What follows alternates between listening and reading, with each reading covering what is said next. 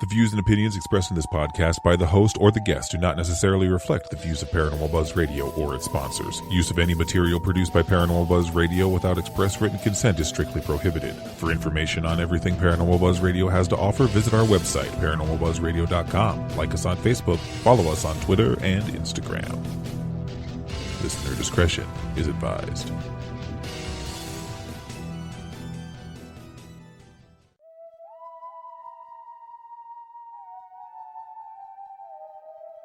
Listen in as your host, Casey Colburn, brings together a perfectly picked panel of guests to discuss hot topics and events within the metaphysical and paranormal field. But don't worry, should the discussions get too heated, our studio's witch will sound her cackle to simmer the cauldron back down. Listen for new episodes of Cauldron Talk with Casey Colburn every Wednesday night at 6 p.m. only on Paranormal Buzz Radio. This is Season 1, Episode 4, and today we are discussing the media's portrayal of women in the paranormal field. I'm your host, Casey Colburn, and today we are welcoming to our circle Amy Perry Lane, Kat Mcdonald, Cryss Marie, and Kimberly. Welcome to my circle, ladies. How are we all doing today? Good. Very good. Thanks for having us. Yes, thank you. Doing great. Before we jump in, I would like for you to tell us a little bit about yourself. I'm Amy Perry Lane, and I've had a lifelong interest in all things paranormal, starting from childhood experiences that couldn't easily be explained away. I'm also fortunate enough to come from a family who fostered looking into the curiosities of life. I've been involved publicly in the paranormal field for about the last 10 years in all different kinds of capacities, from private investigations to location assisting, running tours, organizing and assisting with paracons, radio shows, both as a co-host and as a guest. I've investigated over 100 well-known haunted locations in various states, and at this point I've actually lost track of how many different events I've hosted as well as assisted. I've guested on paradocumentaries including Canada's Boogeyman and Ghost Finder's Virgin House episode. I'm a lecturer, a teacher, an intuitive tarot card reader, Reiki master, and energy healer, a spiritual life coach and spellcrafter. I'm a spiritualist Wiccan, and I consider myself more of a death walker than a medium because I mainly deal with the earthbound spirits who need assistance rather than the souls that have crossed over. I am the co-founder, event organizer, and host, and one of the lead investigators of the public tour group Para Expeditions. I am also the owner of Ramblings, Readings, and Reiki. My approach to understanding spirits and hauntings is more from a psychological standpoint. I try to offer closure and healing to locations and its inhabitants. Hi, I'm Kat Mcdonald, so I am one of the co-founders of Buffalo Niagara Paranormal. I've been formally investigating for about the length of time that group has been in existence, but I've always had an interest and experienced things. I've always had an open mind about all of this. I am... Probably since my dad passed away 3 years ago, I've been really more aware of my empathic side and working toward, I guess you could say, medium in training. I don't know if that's a term, but I am working on opening up myself more and being more confident in that realm. And for my day job, I work in behavior, so I definitely have a wide range of experience with all types of human emotions and nature and science and all that fun stuff. Hey everyone, my name is Cryss Marie, which is obviously a nickname, but it kind of stuck and has become my stage name. Not many people actually know my real name, and if you want to know, you're going to have to ask me. I'm 32 years old, born and raised in Buffalo, New York area. I've been interested in the paranormal since a very young age. I've had experiences all the way back to my childhood. I was very close to my grandmother, and she used to share her experiences with me growing up as well. When she started sharing her experiences with me, that is when I started to not feel so weird about being sensitive to paranormal things. I've had what I would call psychic moments that have even saved my life. Almost getting into car accidents where I just had a feeling not to move, and had I moved, it would have been a huge accident. I'm working on harnessing these skills some more. I've taken pendulum class, a scrying class, and an oracle card class. I've been researching more and trying to seek wisdom from seasoned paranormal investigators and practitioners to try and see where I can take that. Kim and I started investigating about 1.5 years ago. We have done more than most people do in 10 years. We joined a local team headed by Heather Madison, who owns Greystone Manor, and that team is called Elemental Paranormal. We help lead investigations at Greystone, and we also investigate private homes and businesses to help people in the community. Kim and I go to a variety of local places as well to investigate with other teams and other investigators. Aside from the paranormal, I am a nurse who runs an addiction medicine clinic. I have also become involved in film acting recently and have been in a few short films such as the beginning of the Ashes to Ashes series, Chimera, Salvation, and After All. I was also in a feature film called Not Another Monster Movie. Both Kim and I also joined a cast of local folks who do a simulcast called The Mighty Beyond with Think Twice Radio, and that will eventually turn into film and stage acting. We've been participating in podcasts with Kay's Cauldron Talk being our first. This is the only, all this stuff is only in 1.5 months that we've been doing all this, so we've been very busy taking on as much as we can. I even have an IMDb, which is like so cool to me. Just over the years, I had looked up different actors on IMDb and looked up all the things that they've been in, and to have my own is kind of trippy for me. With all this going on, we've met amazing producers, actors, filmmakers, paranormal investigators, crew members, and we're looking forward to diving into each area and see where it takes me. Hi everyone, my name's Kim and I'm 32 years old. I currently hold a Bachelor's of Science in Nursing, a minor in Psychology. Professionally, I have a significant amount of education and experience in the medical field with a concentration in behavioral and mental health. As of late, I have been dabbling with the acting in both theater and film. I would say one area of my life in which I am very passionate about is my experience in the paranormal. But just recently, I've really become an avid paranormal investigator with my wife. We belong to an absolutely amazing local team called Elemental Paranormal. And my wife and I lead public paranormal investigations at Greystone Manor in Gasport on a regular basis. At least we try to do that once a month. And we work closely with the owner of Greystone Manor. And she's also the founder of our paranormal team. Her name is Heather Madison. I'm sure a lot of you people know her. While psychiatry was and still is my first true love as an adult, I feel like it has led me to become even more interested in the paranormal. I have only been a formal, and I put quotes around that, paranormal investigator for the last probably 15, 16 months. But I've definitely experienced a lot within that short amount of time. And I like to think about my time and experiences in this field more in terms of quality rather than quantity.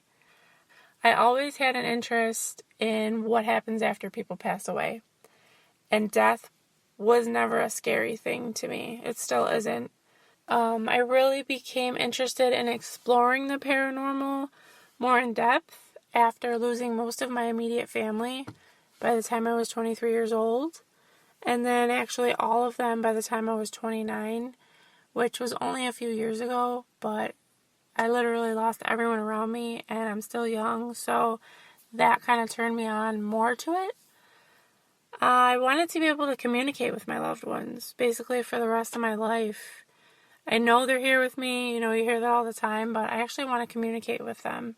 But I also want to help others do the same thing. So I'd say besides helping myself and other people who are still alive, I truly enjoy communicating with spirits that are lonely, that have a message, that want to tell their story, that need to tell their story, that need help with something. So if I'm able to help them in any way, I most certainly will. I wouldn't necessarily call myself a full-on psychic or a medium, but I am getting there. I can say with confidence that I am definitely an empath, and I'm very sensitive, but I'm still trying to define exactly what that means for me. So being like a paranormal investigator and communicating with spirits is really easy for me. Very nice. So my questions for you today are, in what way has the media impacted your life in the paranormal field? I really don't know that I pay too much attention to the media in the paranormal field because I'm too busy being in the paranormal field. I try to concern myself with projects that I'm doing. I can say what I do admire about the media with the paranormal is it gets the message out to more people. It makes it a topic that is now not secretive or something to be ashamed of. And it also, what I love is the exposure of the locations. That's always fascinated me. That's one thing that I watch television shows for, is to see what different types of locations are out there. Because I'll never be at all of them. So it's a great way for me to kind of learn about new places and kind of see the buildings through others' eyes and to watch their techniques and their styles. But as far as I am not a big follower of all of the social media aspect, because I think sometimes that tends to create too much competition or self-doubt with people. So I just try to worry about what I'm doing. So for me, it's kind of a twofold. I do agree with a lot of what Amy said at the end, especially with social media.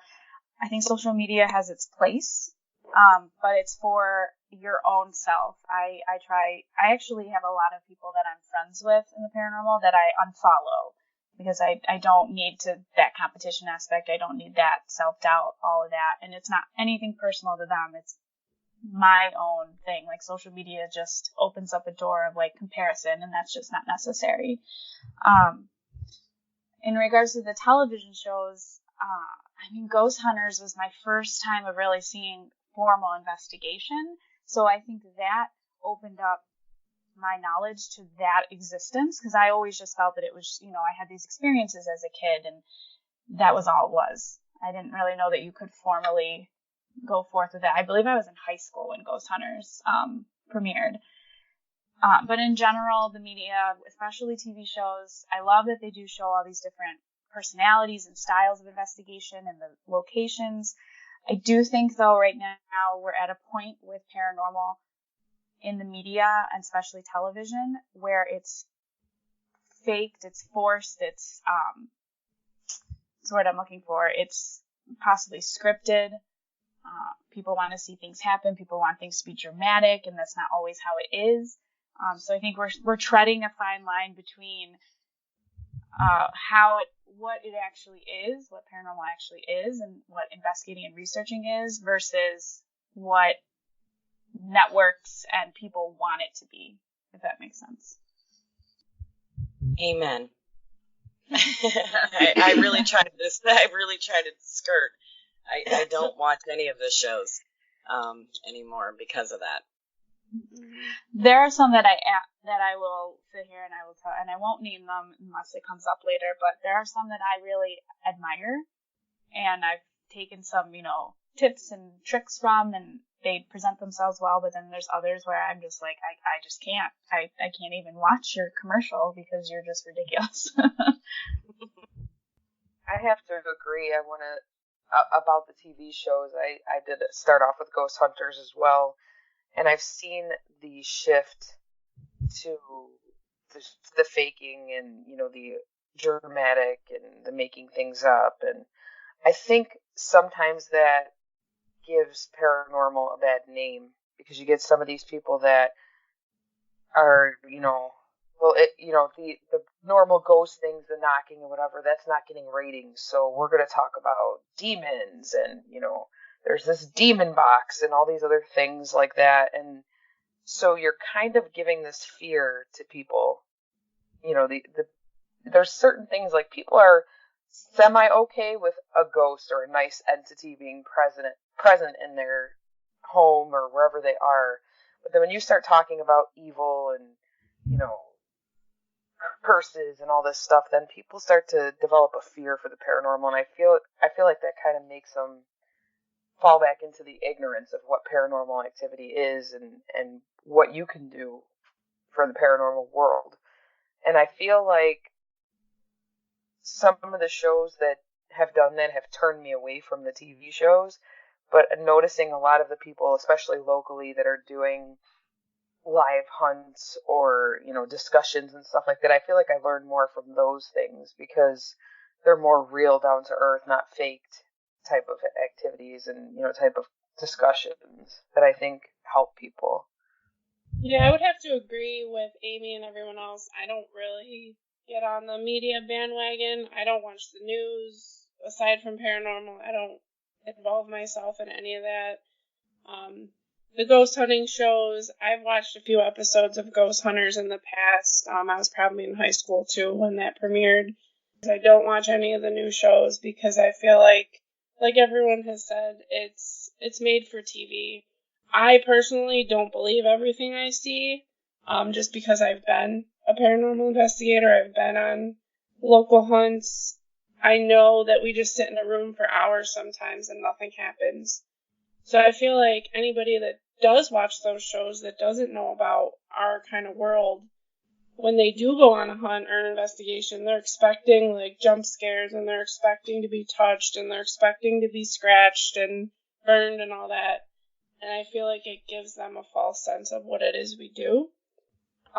As far as social media, I do use social media to post evidence, and I don't do it as a competition thing. I hate that. It's not like my evidence is better than yours, or that's fake, that's not real. I don't do it for that reason, but I do it more so for me, just to keep everything in a folder so that I can reference things. But I do like seeing other people post evidence. Like, I do like looking at pictures and hearing things just to see what it is they've encountered. But yeah, I don't like those shows. I don't really involve myself, like Amy said. I just kind of do what I do, and that's that. Yeah, that's definitely why I prefer watching live feeds of, people that I know, people that we've met in the world around here, because I think they're more educational. They offer techniques that you can try, and, you see different things. It's better than, these people, like the people in this group even, are not trying to trick us into watching their show and increasing their ratings. They just want to share the love for the craft, basically. Yeah. All right. So for my second question, how do you feel women are portrayed in this field? I'm starting to see a trend where it's actually good to see intelligent women in the field. It used to be it was more just women were in the background. Women were eye candy for shows. Although I still sort of see that trend where somebody, when their show first starts out, looks very normal, and towards, as the show gets popularity, a lot of times you have to notice that the girl gets hotter and hotter through each season. There's a lot of pressure on the way women look, rather than what's their substance, what are they adding to the field, what's their credibility. Women can be a tremendous asset on any team, and the reason being, women naturally are more intuitive. Women are more in touch with their feelings. Women are more verbal. Women are usually, not to stereotype us, but women are usually as far as careers and things like that, you usually see women more in the caregiving type positions. That adds a lot of significance to investigative styles, at least for me. I've noticed in buildings things. I've gotten great feedback from being conversational, from being caring, from offering guidance to souls there that I can't see, because of the feedback that you get. with responses when you're asking questions or you're saying that there's always hope. I'm here, I'm listening. Please tell me about you. Rather than, it just adds a whole nother dimension rather than just tough guys going in or just the analytical research. I'm just going to collect data, but forget about the human soul aspect of it. So I think there's a place for us all. And like I said, there are some women that I really enjoy watching on television because they've been role models for me. And so, but a lot of times, again, I'm not a big TV person because I've also worked in locations where big TV shows have been filmed. And I know the production behind it. It's great entertainment. I always think of it that way. There's some truth to it, and then there's the entertainment aspect that has to kick in because it's sellable that way. But most of my role models have been people that do the lectures, authors, researchers. There are a lot of great men in the field behind the scenes that have made great strides in getting us a little bit further into getting some answers. And I don't know that we'll ever get answers to the questions that we have, but at least maybe we'll get a little bit closer to the truth. So I do see, recently I have seen a shift. Like I do think there's still far too many, like on these TV shows, there's far too many men in regard, like compared to women that have those like kind of lead roles. Even on the like newer shows, you do see mostly the evidence is being presented by the male in the group or, that type of thing. But I do like that I see that there are more women being portrayed on TV. Although we still have this kind of like what Amy touched on a little, we have this unfortunate thing with the looks and the pressure for that, and you got to have someone that looks good. And sometimes I think that's what networks go for, even with guys. Like, you have to look a certain way, and we want this because this is going to fit what people want to see. And I'm not a fan of the run and scream kind of thing. And I have seen some women recently in shows that's all they're doing is they're the run and screamer. And I'm like, that's like taking us back. Like, that's not taking us forward in the field. But in regards, I do agree that we are more intuitive by nature. We are much more prominent in those caregiver fields. I mean, at my job, it's very highly female. I mean, probably 5% of the staff are male, if that. So I definitely see that we tend to be in those fields of caring and giving and understanding and counseling. So that does help with our style of investigating. And I think, too, it helps with keeping the group on track. I am always keeping the guys in my group on track. Like, kind of, I guess that I'm not motherly by any means, unless you want to talk about my cat and my dog. But, like, I guess it's like that kind of, we just have that in our nature to kind of help things run smooth, like keep things organized, keep people kind of focus on what they should be doing. Correcting grammar, that's a huge thing for me. But I would like to see more women doing the evidence review, doing the history. We see snippets of it in the media, but we're not seeing more of it. And it's showing up on like shows like what I think it was Cryss that mentioned, like the live streams. Like, we do live streams, and a lot of those groups do a good job of kind of divvying up, like, what's the strength of each person, and that's what you're going to talk to, and that's what you're going to focus on. But it's network television, which is what people are really paying attention to, still isn't quite there. I have to agree with both of you. I feel like initially, like, going back into like old movies where you portray anything with the paranormal, the women are, afraid and labile and running and screaming, or they're the ones that are easily, possessed or whatever. And I think that kind of just, keeps us from advancing. I feel like you both said, women are nurturing and stuff like that, and you don't know what kind of spirit you're dealing with. It could be somebody who was murdered by a man, and so when men come around, they clam up and don't want to talk and don't want to reach out to us. Or it could be a child who was, killed by an abusive father or something, and, when a big booming voice comes around, they get scared and they hide. So the softer, nurturing female voice would welcome them to, speak up and look for some sort of help if they need it. Yeah, I agree with everyone so far. I think while there are women on these big name TV shows, they do often have the caregiving roles or the psychic, the medium roles, or they're a witch. They're not, they are part of the paranormal investigation, but they're not the people with all the techie equipment. They're not holding the camera. They're not, reviewing evidence like everyone said. They're just there as like a supplement to what all the men are doing. And most of these shows, in my opinion, are male driven.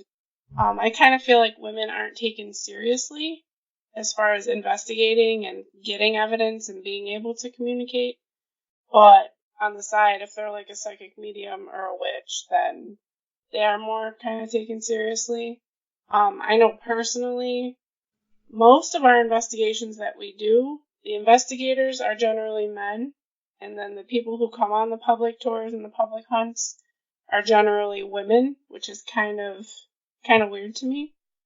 So I don't know if, like, when we lead investigations, we're not taken seriously because we are women. It's not like we're disrespected or anything, but I just feel like if we present evidence or if we talk about an experience we had, the men investigators that are there just kind of listen but don't really give two thoughts about it. But I would hope for that to be able to change. Like, what we're doing locally, I think, is great because I've met a lot of women in this field, whereas going into it, I thought, okay, I'm going to have to deal with all these men. I'm, like, the only woman here, and I'm not one to just sit back and be told what to do or be discredited or whatever, so I'm going to have to deal with that, which I really haven't experienced too much. We worked with some great groups along the way, so I'm thankful for that, but on TV, I feel like these shows are male-driven, and it's all about evidence, and the whole intuition and the motherly figures, they're not really portrayed as important as they should be, in my opinion. Yeah. I wonder if that's why when we lead investigations, maybe that's why I feel like sometimes we're just nagging people to participate. Maybe that's just because we're women type thing. We have, like, anytime we ask for more, it kind of, like, we have this whole history, even outside the paranormal, of, like, when women ask for more, we're looked at as nagging and, bitchy or, shut up already type of thing. Even if we're stern and blunt. Oh, yeah. Who I am as, like, by nature, I'm, like, my tone might match a guy's tone, but if I say it in that way, even on investigation, I notice this in paranormal shows, even the women that are up there, they're very soft-spoken. They don't really push the buttons, and the male is the one doing that. And I'm like, that's not realistic. And I think it goes with society's whole thing. We're struggling with that as women still, that, like, I'm not a bad person, and I'm not being mean to you because I'm being straightforward or I'm asking it a certain way.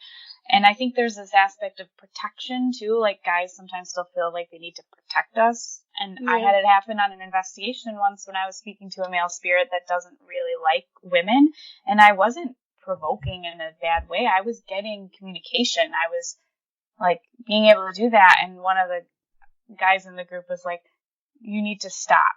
He's starting to curse at you. Mm-hmm. And I was like, and that bothered me, because it's like, if it was a male doing it, he probably wouldn't say that to him. You know what I mean? So I think there is that struggle still, even within local things I've seen where, like, there's this sense of, like, I need to protect you, and you can't do what this guy might do. And so we still have that, like, that step to take. I'd like to add into, I'm really lucky in the group that I'm with, that Dan, Mike, Jason, all see me as an equal. And so there's never that, if anything, they're always like, oh, Amy can handle herself. I'm kind of known as being the bitey one. I'm kind of known as being the pushy one. I'm kind of known as being the, it's going to be run this kind of a way, so that it goes smoothly. So we all have our roles. So I'm very lucky that, you guys are all younger, but I do remember starting in this field where I was kind of pushed to the side because at the time it was the only guys that were out there investigating looked like Hell's Angels. And then there was this girl that came in, and I've always been interested in it, and I've probably been doing more stuff than them. But when Ghost Hunters came out, now all of a sudden everybody wants to be an investigator or a ghost hunter, which I never really liked that term. But, so I was kind of pushed to the side where, they didn't want to hear about what am I feeling? What am I picking up? Here's how I think we should approach this. I am seeing this shift where you are getting more investigators that are allowing for that, for at least for you to speak up and say, hey, maybe I think we should try this. Let's go over here and try this and see if this stirs up anything rather than just the standard, how many are here? Are you here with us? Make a noise kind of a stuff, or provoking, or any of that kind of stuff. So it is nice to see that we're starting to get more of an opportunity. I'm lucky with Para Expeditions that I don't really see that so much with guests like, oh, this lady. It's not long before, maybe the first 5 minutes they go, wait, what? She's going to be the one running things? But then after that, they're fine with it. There is a balance. It's just I'm the more vocal one of the group, because they like to kind of hang back and let me do most of the talking. And then they'll just investigate. So I'm really lucky that way. But one thing that I do want to notice and see a big change with is when you talk about social media and women in the paranormal field, we do not get recognized the way that we should. Right. I will say that I haven't seen any changes in that unless you're extremely hot. And then you're going to get a million likes on, this is what I'm wearing ghost hunting. And I think that's fantastic that you look cute. I don't begrudge anybody that. Enjoy it. When you have your looks and you got it all pulled together, be as cute as you want, but have substance too. I had heard somebody mention the word bitchy. You're absolutely right. When a woman gets opinionated and starts speaking up for herself, we are still seen that way on social media.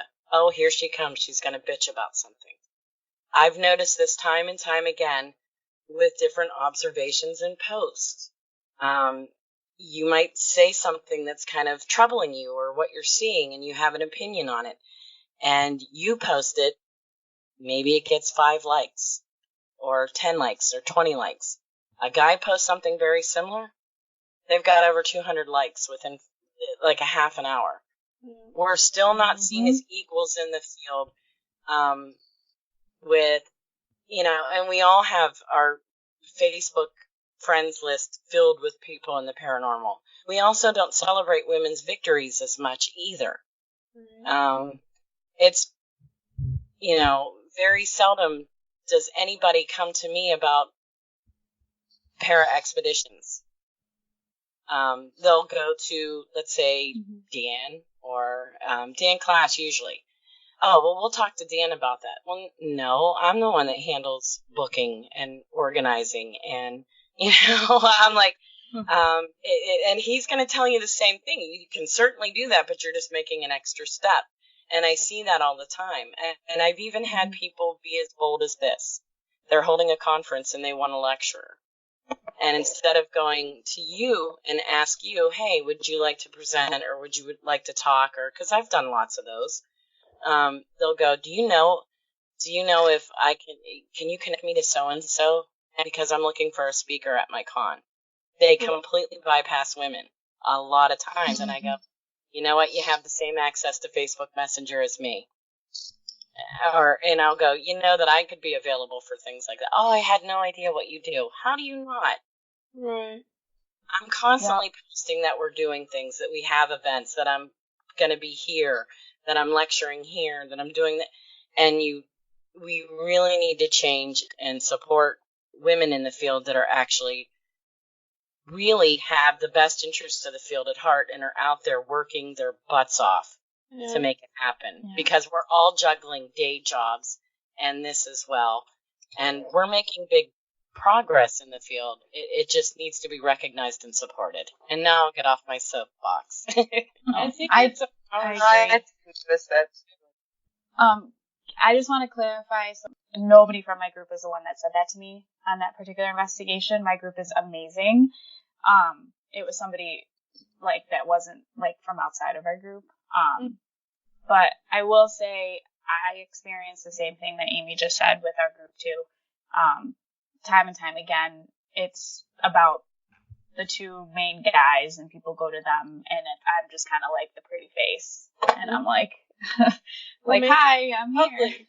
Make yourself ugly. I know. I was gonna say, I wish that was the case. It's just I'm the wish bitch it was of the possible. group, not the pretty face. I mean, I've definitely dealt with something like that. I was only probably 4 or 5 months into investigating, which I had been to probably 6 places already in that amount of time. And not anybody from our group, but somebody that was leading an investigation at a location that we were at and we'd been at a few times already, started questioning my reasons for doing this, and was just pretty much attacking me. And at one point I was just like, am I doing this for the wrong reasons? And then I was like, no, this is his problem. Everything I did was wrong. I can't use a Ouija board, and I can't blow a candle out, and I shouldn't be asking this question. And he literally told me, don't talk. And I'm like, okay, this is his problem. This isn't a paranormal thing. This isn't something that happens every day kind of thing. So I don't know. I feel like it's normally I don't experience that. It was just that one time, but I feel like it's a whole ego thing and a power struggle. And if women are making more strides and getting more evidence and having more experiences, then it's not right. If that makes sense. Yeah, I was going to bring that exact. I was there for that too, and he got to a point of saying, "Don't ask that," and I'm like, "Why not? That doesn't make any sense to me. How do you know the spirit's not going to answer my question? That doesn't make sense to me." So, yeah, that was pretty. That's when we saw a little bit of the pullback, or the pushback on women, or I don't know if it was necessarily on women, or if it was because we were newer, or maybe a combination of both. I'm not sure where it came from, but it was something that I don't think helps us as women in the paranormal. Yeah. Another thing along with just being a woman in this field, but I'm also young, and I'm a minority. I'm Native, and so I get, not just in this field, but all over the place, I get that stigma put on me that I'm not educated, I can't possibly have any experience, and I can't do anything because I'm this fragile little girl. And so I don't know if that's something that you guys have also kind of experienced too, but that's something that I get all sorts of people, and a lot of times it's men and women that will kind of stigmatize and look at me that way, like, no, you can't do this because you're too young to know how. And it's like, well, I've been in the paranormal field for, doing the investigation side. It's only been since 2016, but I've been working with paranormal stuff my entire life. I've been a witch ever since I was little. So, it's just kind of an awkward moment when you're not given that credit that, you're worth. I feel like women as a whole, outside paranormal, and now it's spilling into paranormal, they look at attributes of you physically. So if you are short, if you're petite, if you're soft-spoken, then they're like, oh, little tiny girl that needs to be protected. If you're big as hell, like I am, tall and whatever, they just see me as like this brute, and I'm bitchy and controlling, and like, so kind of like they look at your body and just assume, but they don't actually get a chance to know where you're coming from and the depth of what you're doing and your knowledge, your education, your patience. I was just gonna touch with what Kay said about like being young. So I am 34 and I look a lot younger than that. So I do get that a lot from like, oh, you can't possibly know this, or you can't possibly be old enough to have remembered this, or blah, blah, blah. And like when I say like, my age or my education, whatever it is. And then same with the stature. Like I'm 5'3" and I'm petite, but I can deadlift like over 200 pounds. Like, it's like this whole, they just don't take the time to get to know you. They just look at our physical attributes versus with like men. I think people actually try to get to know them. They don't necessarily judge by that physical attribute. And I think that, it's just being a woman in general, no matter, it doesn't just have to be the paranormal. Now you guys are younger. There's nobody that mistakes that I'm, my age. So I've gone through what you guys have gone through, that you're young, that you're inexperienced, that you're this. It quickly goes from that to, oh, well, now you're going towards the end of it. Nobody questions an older male in the field. But I don't know what point they think I need to be in a rocking chair and knitting booties for future grandchildren or things like that. The other thing that I noticed with the difference between men and women is a woman always has to explain or justify her stature in the field. Yeah. We always have to, and I'm 100%. horrible at it. I don't like to have to list off. To me, it sounds douchey doing a bio. I've done this, I did this, I did this. It just sounds like a checklist of, look at me. Yeah. I'm awesome. I have taken many classes. I've been doing this a long, long time. I've grown up with all of this stuff, like Kay had said. I've studied a lot of different things. I've been involved with it, from ghost hunting to UFOs to cryptozoology. I run the gamut, to helping run buildings to, doing the tour group. It's ridiculous that we as women really have to justify why we're here. I don't necessarily ever see men being questioned on schooling, or where did you learn that, or please list every single experience that you've had. I've had people question my schooling. I've had people question my experience. And it just makes me giggle, because I go, you know what? And in the beginning, somebody had mentioned this. They like to post things on social media. I do too, because it's kind of like an online journal for me. Because I don't always have time to write everything down or catalog everything. And I always go, if you look back 9 years ago, and I'm going to tell you, long before Facebook came out, I was still the same person. But if you look back, if I shared memories from 9 years ago, it still sounds like me today. So why do I have to prove to you where I got my certification from? Or justify, not even just that, justify why I went to this location to be certified in this, or study this, or do that. I just think it's ridiculous sometimes what seems to be important for a woman to be in the field versus a guy can just come on and say, I'm an investigator.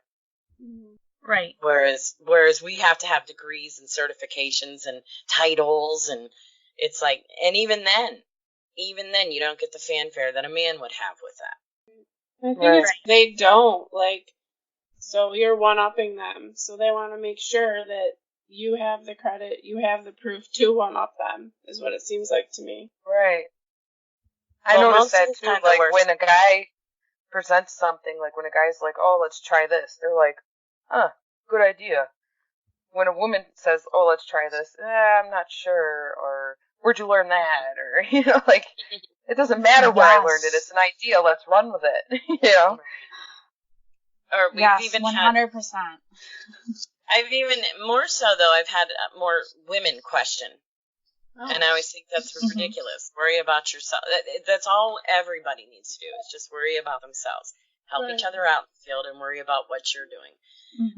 And really, that's one of the things I want to drive home to all of you guys, especially because you're younger than me.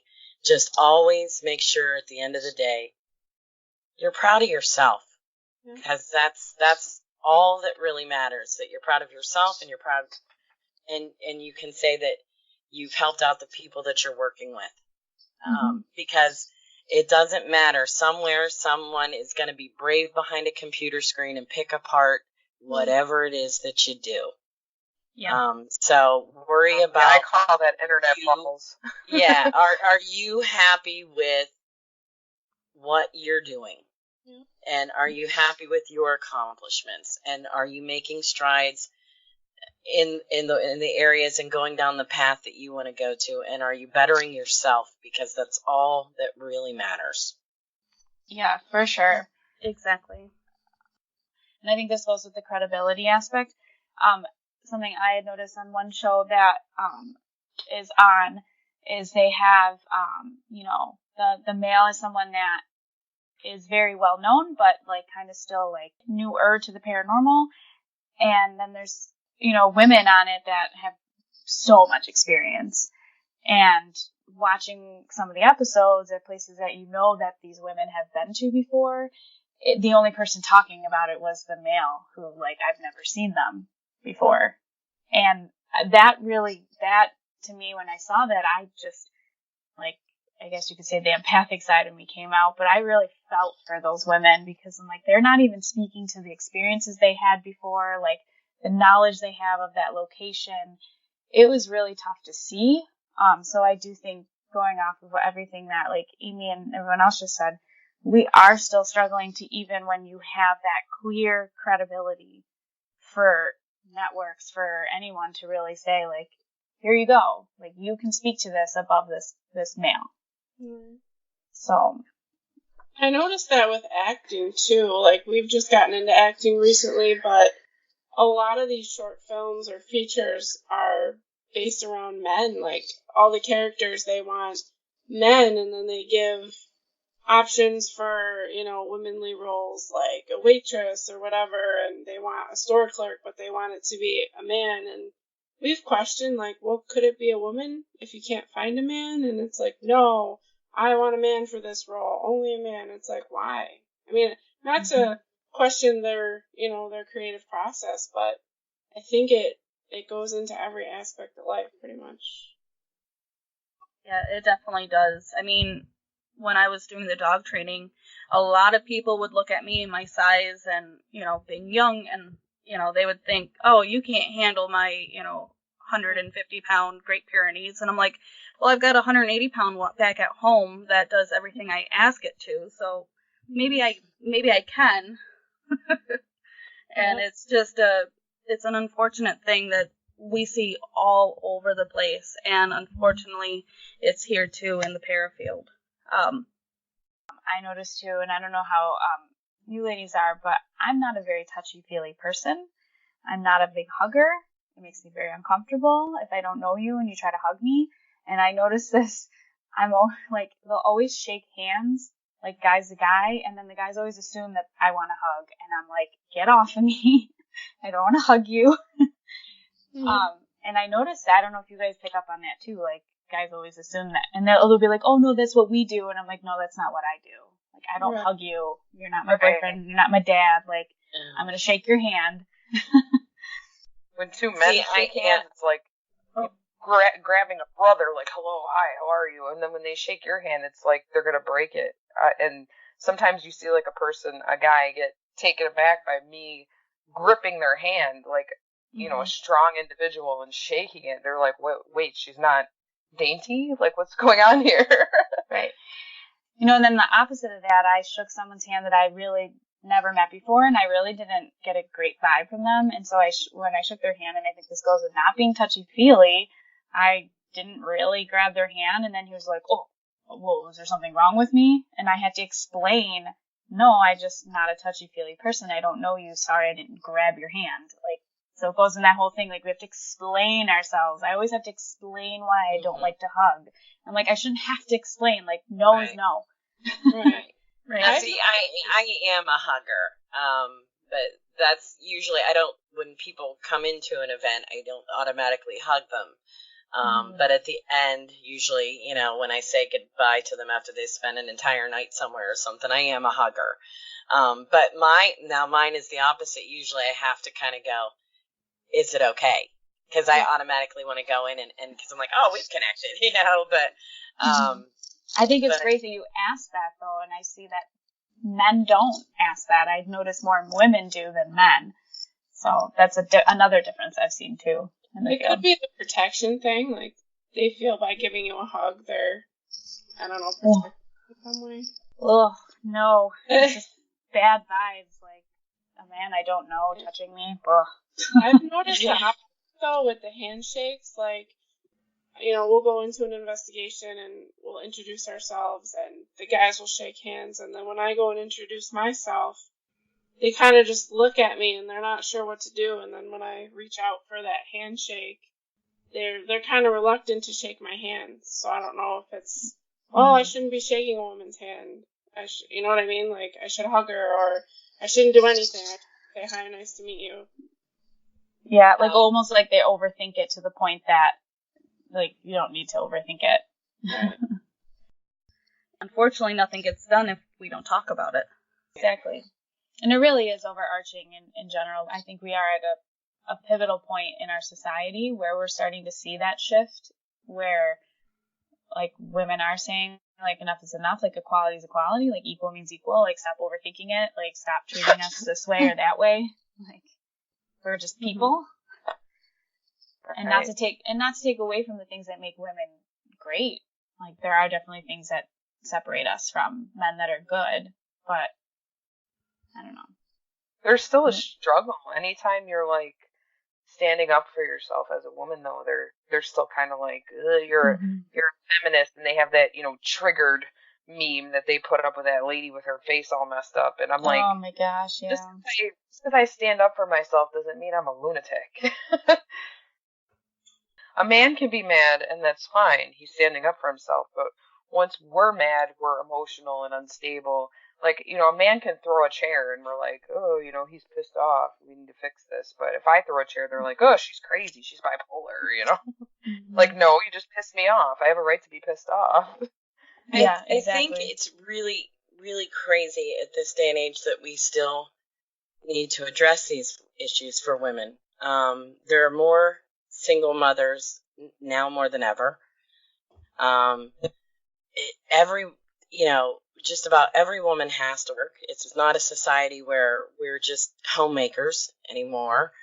Women are educated. Women, we're still always struggling for having that equal balance and being seen as an equal, and that we can do all of these things. There are certain things that I love as being a woman. I'm all for if I'm, whoever a man wants to hold the door open for me, or, I love, sometimes being pampered as a woman. That's fantastic. I'm not saying I want to emasculate men because I'm a strong woman.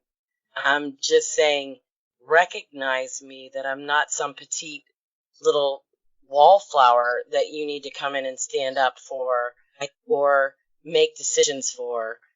Because newsflash, I'm, 49 years old and have lived my life up into this point, making my own decisions, my own choices, and through the highs and lows of it all. I just want to be respected and seen as, you know what? She can handle this. She can do this. There's still that sometimes where men want to step in and make the decisions or help to a point that it's actually more frustrating because they're in your way by trying to help. I don't know if any of you guys have experienced that yet. It's like, no, back off. I got this. If I need help, trust me, I got a voice. Tons of times. And I think it's a good point you bring up, this whole idea that, and I think this goes with not just with women, but like so many other discussions in our society right now. There's this idea that if someone that's different than you, gets to a certain point or can have the same things as you, that all of a sudden it gets taken away from you. And that's just not how it is. Like, giving women a voice is not going to take away the voice to men. And then I would also question, if you really think that's going to happen, why do you think that's going to happen? Why do you think your voice is going to be taken away? What's the threat to you? Like, what are you worried about? So I think that's an issue too in our society, is people think that they're going to lose something by somebody else gaining. Right. Yeah, right. Very, very good point. Yeah, it's always It's, we can all be great or not great together and be fine.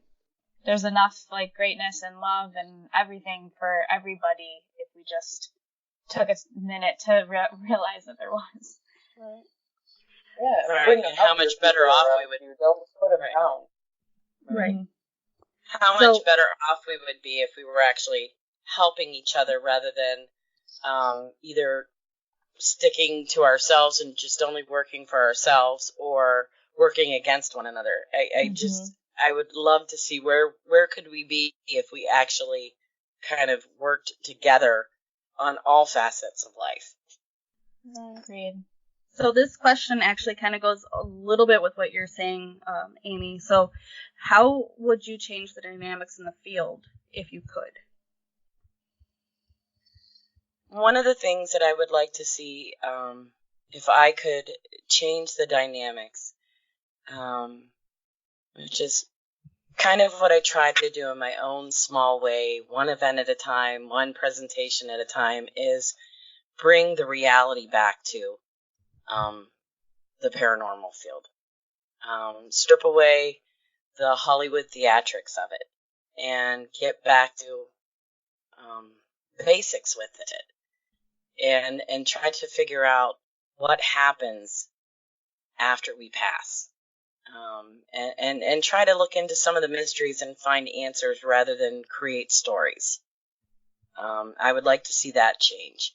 I'd also, we've been talking all night about, I would love to see more, and it is nice to see you guys coming up that are a little bit younger than me, more stronger ladies in the field, more of a female presence in the field, rather than just eye candy. Women that are actually doing stuff, women of substance, women of different ideas, different approaches, different techniques, because your voice is needed.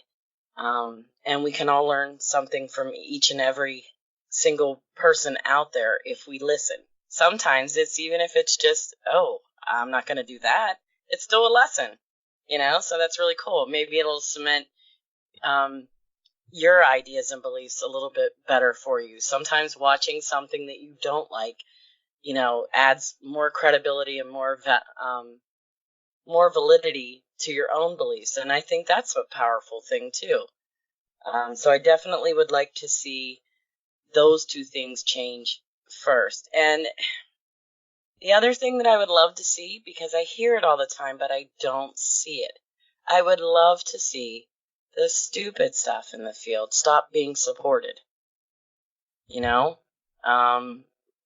what? Call BS when you see BS. I see so many social media posts. Well, I'm not going to name names. You know what? Maybe sometimes call it out.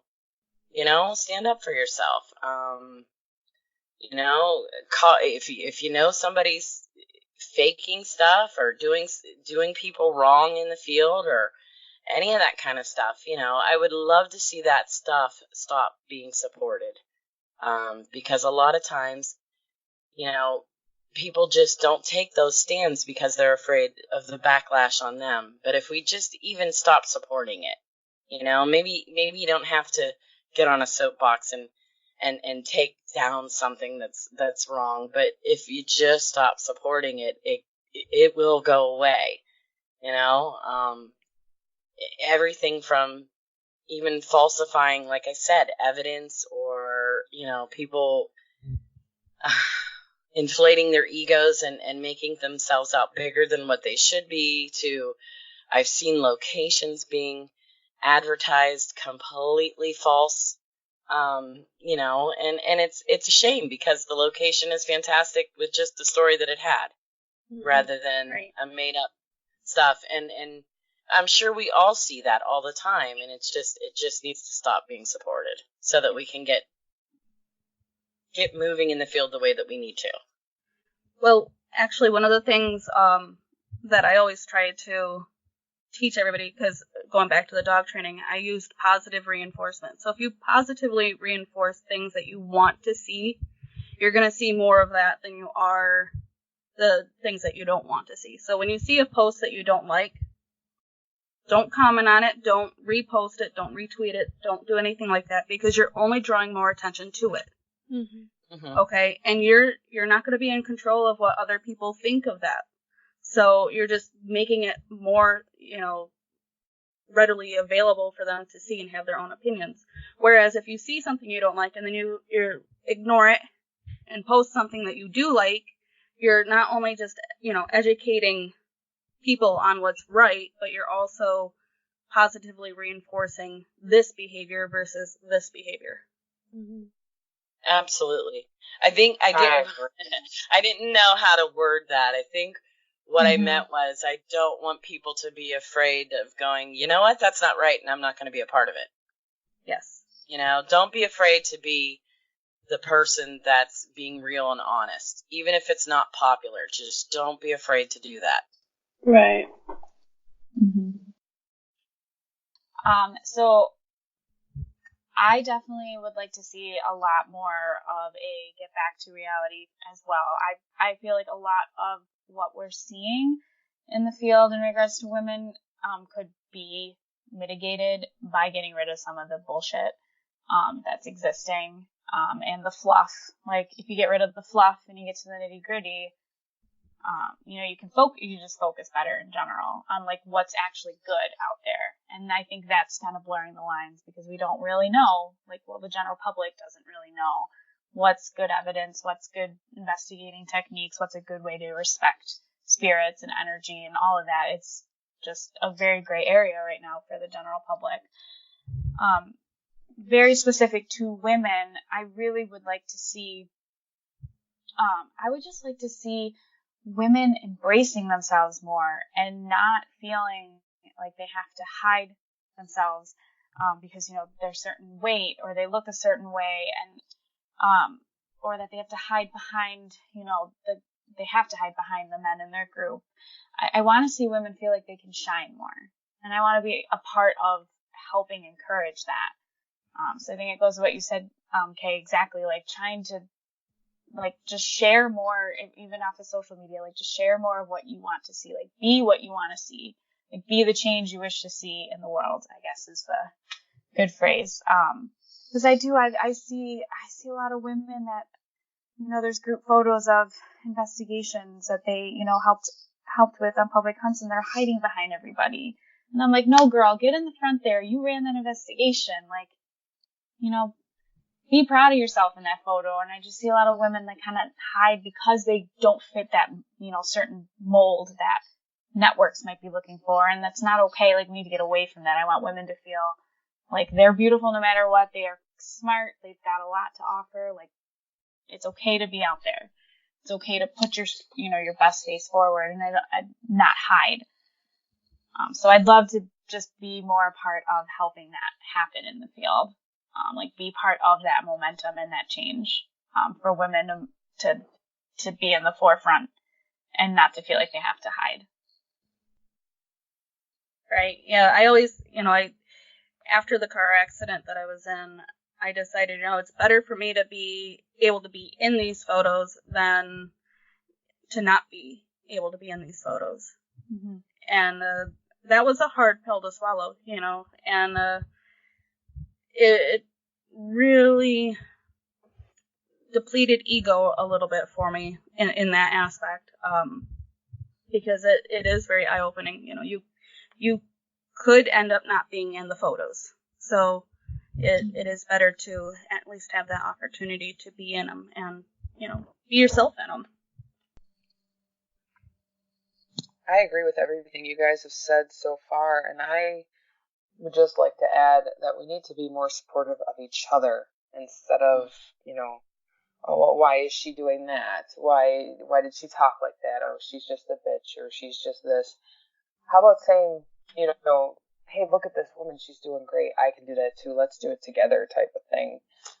Instead of constantly pushing back. Like, we get enough outside pushing from society and men and whatever else. Like, we should really just try to lift each other up.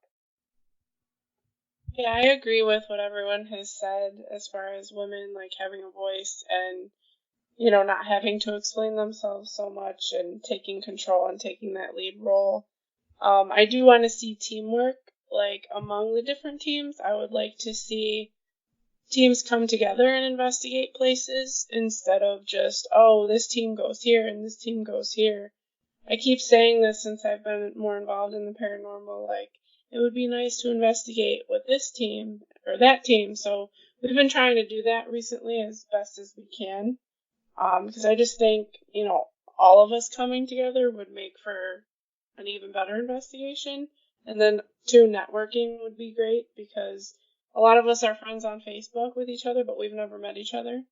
So I find that kind of strange, but I like it, too. But as far as, like, the whole male-driven aspect we've been talking about, we recently were asked to do a film project based on paranormal experiences. So we're coming from the paranormal side. Me and Cryss were supposed to lead that. And then the person in charge of the film side was a male, and it was his idea and his project. I get that. But the whole time we're trying to function as a team, and apparently that's not what he wanted. So he disrespected us in such a way that just made us back out of the project. So this relates to what Amy had said about, you don't feel comfortable, don't do it. And that's exactly what we did, because we're trying to explain the paranormal side that he knows nothing about. And he told us, you're going to do what I say, and you're going to do what I say when I say it. And we're like, nah, no thanks. We don't operate like that. So I just wish, I don't know if other women have experienced this, but I just wish that people would stand up for themselves more and not just agree to do things to get on TV or to get that credibility, because in the end, it's really not worth it, at least for me. No, I'm happy to hear you say that. Real quick, I just wanted to add, I am probably one of the most filmed people in documentaries ever, but you don't see me. Right. And the reason being is I just retold my stories the way that, and my experiences the way that they were. Right. I don't think a lot of people get some of the stuff that happens. The most disheartening thing that ever happened. Now, most of them were, I heard, you were the best person that we interviewed. You told incredible stories, but you weren't scared. Right. So I get cut out of everything. Like, every time you talked about the ghost, you smiled. And they were like, but you were fantastic. They'll remember me later on. And I always think, wow, you remember that? And I'm like, yeah, I didn't make the cut. And they're like, no, you were great. It was just, we wanted people to be scared. Right. And there was one most recent one that I was, not that long ago, that I didn't make the cut because I wouldn't go along with a prefab story that they already had for me. Mm-hmm. So to hear that you are here, I'm really glad to hear that you had the courage to go, you know what, I don't care what this is, I'm not doing it. Because your credibility is really your most unique asset.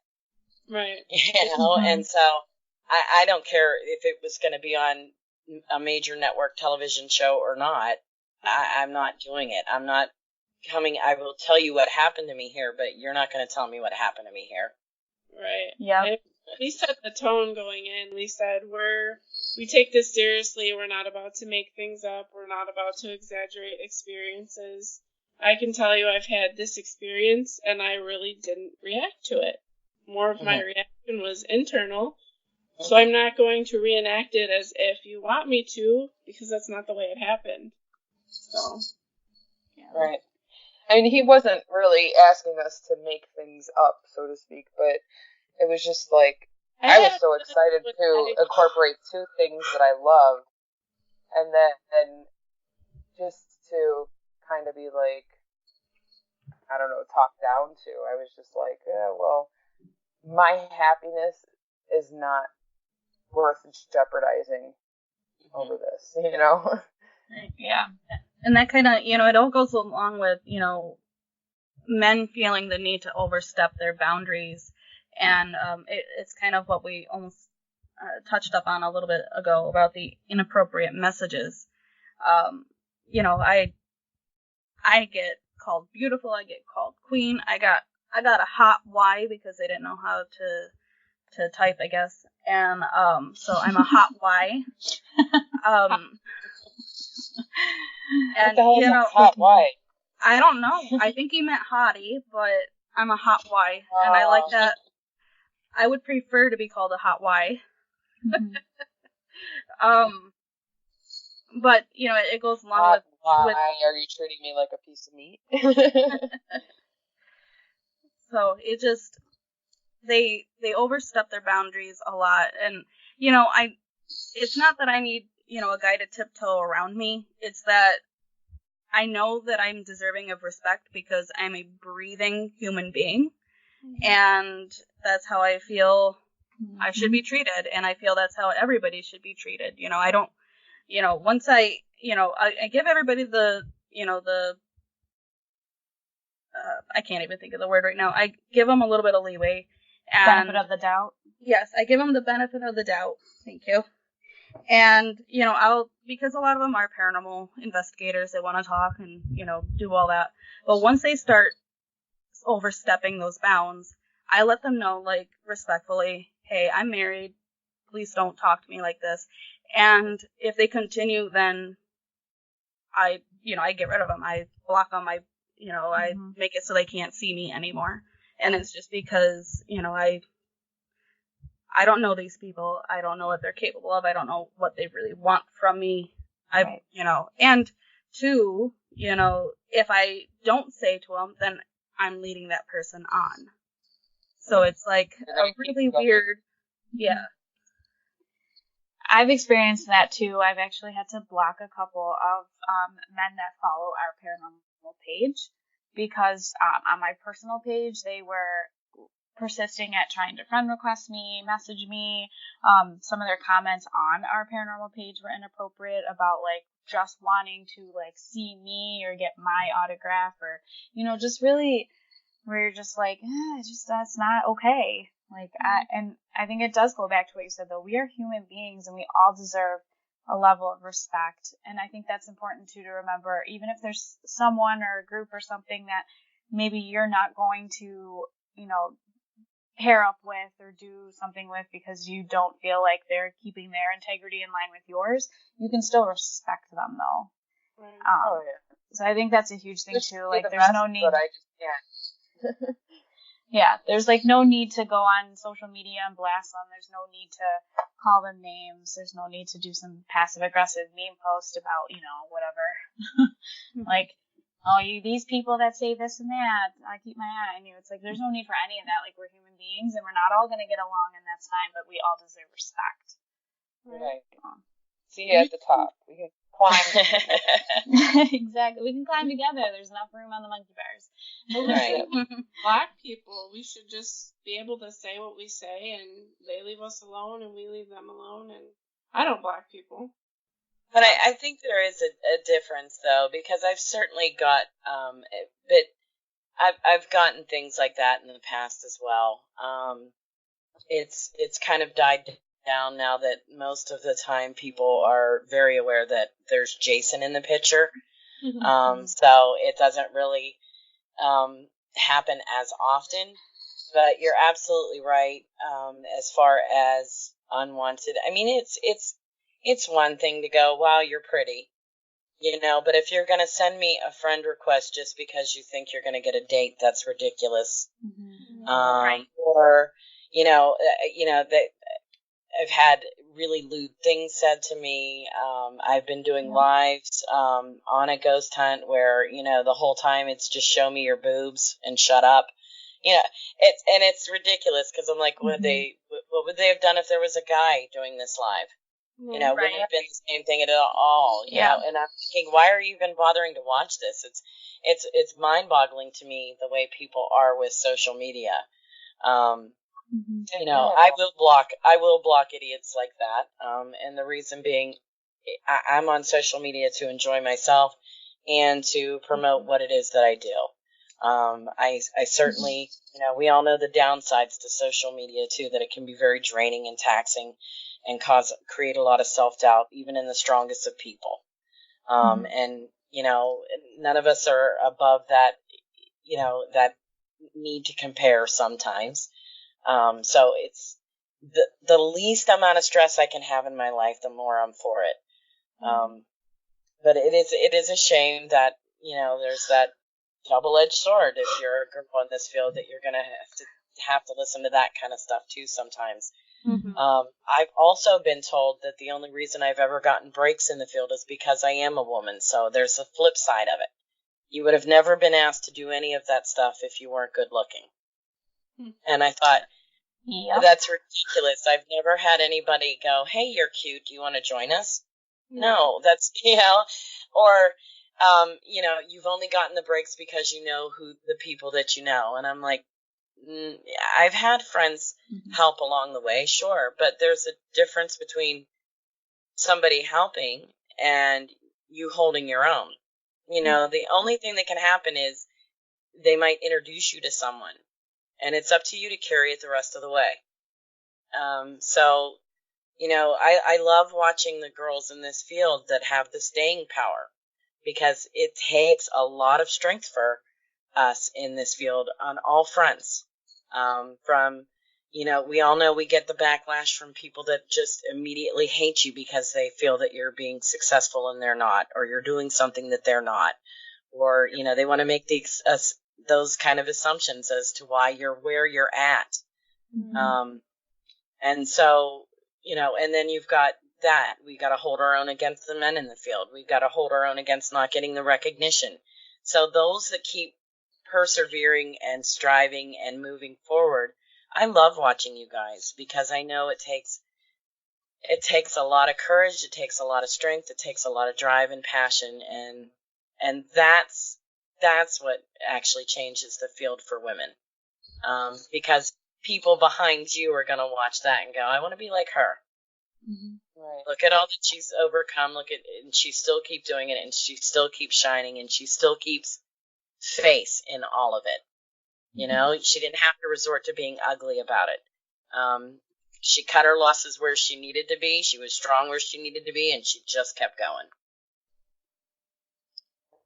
I agree. I struggle sometimes. I point out something though, that you were saying about back with, you noticed that when Jason came in the picture that people don't bother you as much. That's something that I see with me and Kim, because we're two women. People think that that's like an open door policy for them to be inappropriate, and it's like I'm married just like a man and woman would be, or I'm taken just like a man and woman would be. So you need to respect that. I think like with two women, they kind of just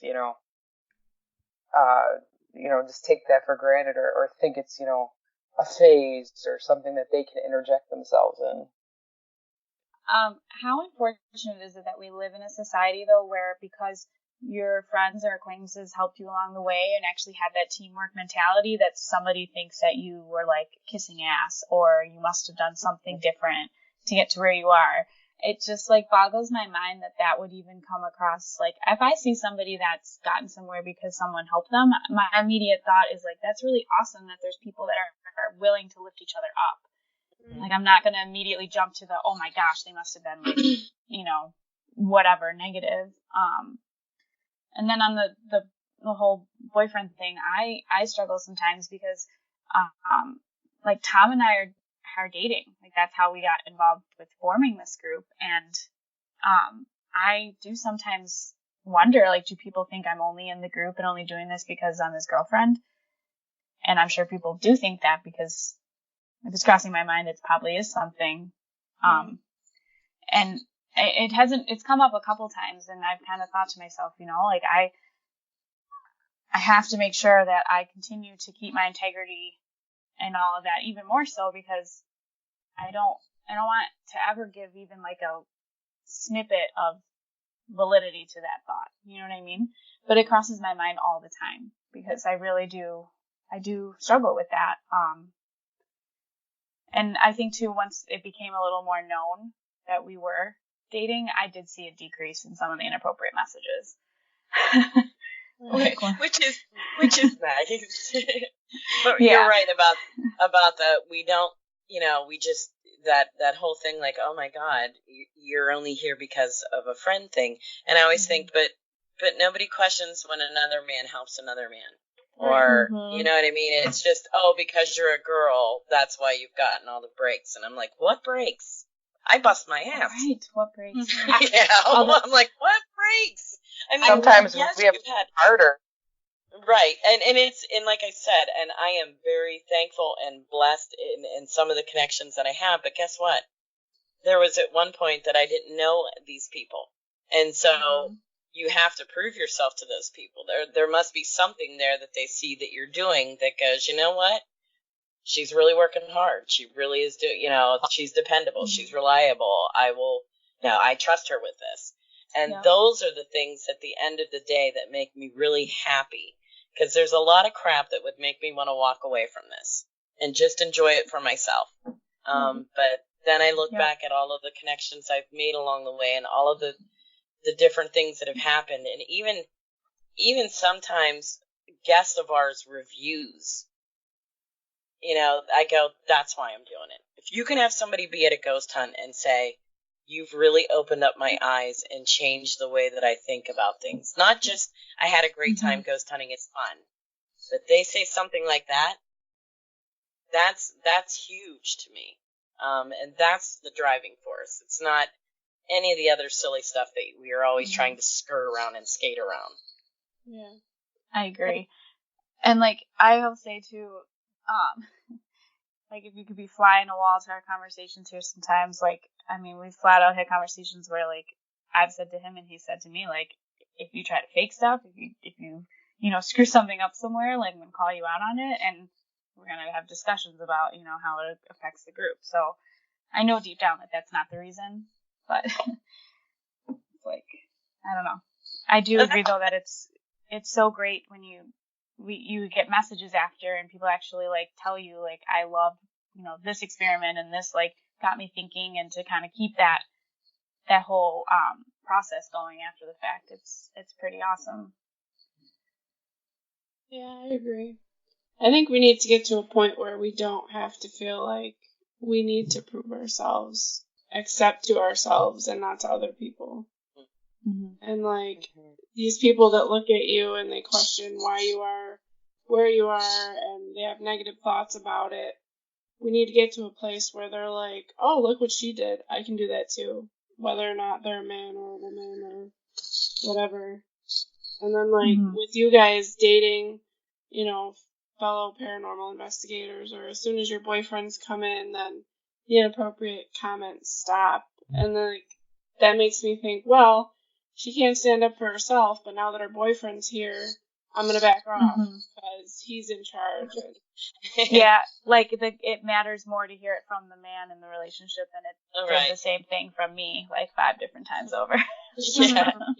I think it's just the fear of, oh, this guy could actually probably, punch me in the face. But I can too, Oh, yeah, I get that too. No, I get that too. The funny thing is I'm always like, oh no, you'd rather have Jason mad than me. Right. He's the sweet yes. Yeah, but I'm the one that's bite. He might be Parker for show.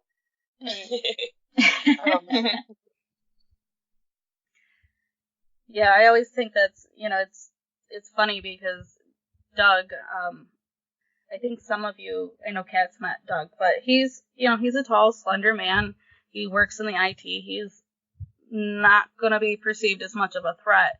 Right. And, but they will still have that, like, notion that, oh, he's talking, should listen to him instead. And it's like, I'm actually the lead investigator of my team. He's just here as kind of support because he's my husband and he does what I say. Like, that's why he's here. Yeah, but then you got those guys that'll view him as, like, the nerd because he's techie and, like, they won't take him seriously. Mm-hmm. Or you could have the flip side where everybody goes, oh, because everybody's, oh, poor Jason. She's always yelling. Yeah. Yeah. So we can't win anyway, and that's why I don't stress. Just do you. Be you. Be happy with what you're doing. You know if you're doing everything right in the way that you're supposed to be doing. And to hell with what everybody else is going to say, because I'm going to tell you there's always going to be that person waiting to try and tear you down or discredit you, because for some reason they think that makes them higher in a rank, and I'm always thinking, what rank? What? I didn't sign up for any of that. Yeah. Like, I didn't sign up for the military. Yeah, I'm Right. like, but you always do have that, and you always are good. The other thing that I want to stress to women coming up in the paranormal field is be prepared to just, you're always going to have the imitators, the copycats, it's really, social media is a great tool, and it's our greatest weapon at the same time. And the only thing that you can do is just keep worrying about you. Eventually, the BS falls away from you. If you're true and you're genuine and you're unique, all of that shines through, because there's always all of those people. If you notice, there's always phases of everything, girls it went from ghost hunting girls to everybody's a medium, to everybody's a Wiccan, to, just keep doing you. If you are all of those things, fantastic. If you're none of those things, fantastic. But to the girls that listen to this show, don't feel that you have to be anything other than you to make it in the field. If you just want to be an investigator, more power to you. You don't have to be all of those things because you're the girl in the group. Yes. Beautifully, beautifully said. Yes. All right, ladies. Well, thank you so much for being on my show. You're welcome. Thank you for having us. Thank you. Yeah, thank you very much. I would like to say thank you to all the men and women in the para field who help build each other up every single day, and that are working to create a judgment-free zone for us all. Your work and kindness means so much to me, and it has not gone unnoticed. Thank you. Thank you for joining my circle tonight. It was a pleasure to discuss this spooky topic with you, and a thank you to all my listeners for tuning in. And as always, dreadful dreams.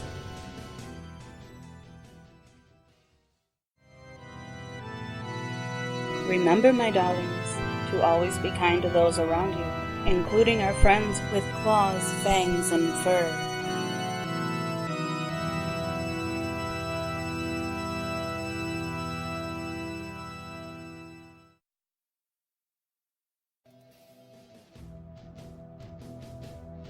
Hello, darling. Love the show and want to be more involved? All while showing your support? Have I got the perfect thing for you? Subscribe to my Patreon page today, and as a patron, you'll have the option to select which tier you are interested in, with exclusive patron-only offers from early access, live stream chats, shoutouts, distant readings, and so much more. If this has piqued your interest, please follow the link in the chat or go to patreon.com and search Cauldron Talk with Casey Colburn and become a patron today. Thank you for your support, darlings, and as always, dreadful dreams.